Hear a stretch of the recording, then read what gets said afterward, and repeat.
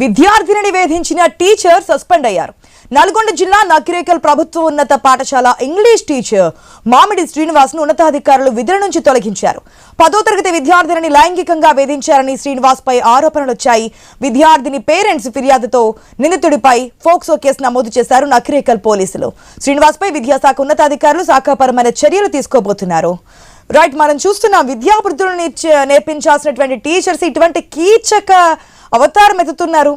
Teachers అనే పేరుకే మచ్చ తీసుకొస్తున్నారు కొంతమంది ఉపాధ్యాయులు.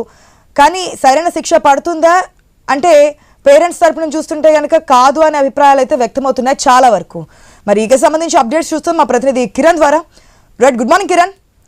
10th క్లాస్ స్టూడెంట్ని ఏడిపిస్తున్నారు, లేదంటే ఆయన కనీసం టీచర్ అని చెప్పడానికి కూడా మాట రావట్లేదు. ఎందుకంటే టీచర్ అని చాలా గౌరవప్రదమైనటువంటి పదం.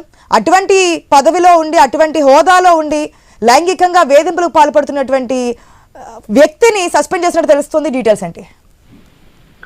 ఆశా విద్యార్థులకు విద్యా బుద్ధులు నేర్పించి వారిని భావి పౌరులుగా తీర్చిదిద్దాల్సినటువంటి ఉపాధ్యాయులు కీచకులుగా మారుతున్నారు. తాజాగా నల్గొండ జిల్లా నకిరేకల్ ప్రభుత్వ ఉన్నత పాఠశాలలో కీచక టీచర్ భాగవతం వెలుగు చూసింది. ప్రభుత్వ ఉన్నత పాఠశాలలో ఇంగ్లీష్ టీచర్ గా పనిచేస్తున్నటువంటి శ్రీనివాస్ విద్యార్థినిపై లైంగిక వేధింపులకు గురి చేశారు.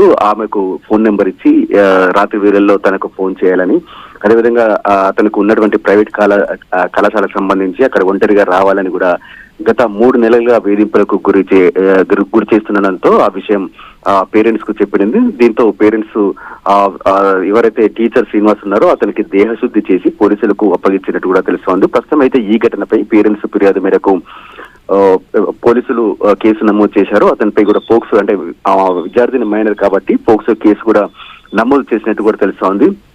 దీంతో పాటు ఇటు విద్యాశాఖ ఉన్నతాధికారులు కూడా అతనిపై శాఖాపరమైనటువంటి చర్యలు అయితే తీసుకున్నారు. శ్రీనివాస్ ను సస్పెండ్ చేస్తూ కూడా ఉత్తర్వులు జారీ చేయడం జరిగింది. మరోవైపు ఈ ఘటనపై కూడా పోలీసులు విచారణ చేపడతా ఉన్నారు. ఆ విద్యార్థులకు సంబంధించి తోటి విద్యార్థులను కూడా విచారణ చేస్తున్నట్టుగా తెలుస్తా ఉంది. అతను నిజంగా విద్యార్థినిపై లైంగిక వేధింపులకు గురి చేశారా లేరా అన్నది కూడా తోటి విద్యార్థులను అడిగి తెలుసుకున్నట్టుగా తెలుస్తా ఉంది. మరోవైపు స్కూల్ సంబంధించిన తోటి ఉపాధ్యాయులను కూడా విచారణ చేస్తున్నట్టుగా తెలుస్తా ఉంది. నిజంగా స్కూల్లో అతని శ్రీనివాస్ వ్యవహార శైలి ఏ విధంగా ఉంటుందనేటువంటి కోణంలో పోలీసులు అయితే దర్యాప్తు అయితే చేస్తా ఉన్నారు. మరోవైపు ఈ ఘటనపై కూడా మహిళా ప్రజా సంఘాలు కూడా ఆగ్రహం వ్యక్తం చేస్తా ఉన్నాయి. ఎవరైతే కీచక టీచర్ ఉన్నారో శ్రీనివాస్ పై కఠిన చర్యలు తీసుకోవాలనే డిమాండ్ అయితే వినిపిస్తుంది. Right Kiran, thanks for the update.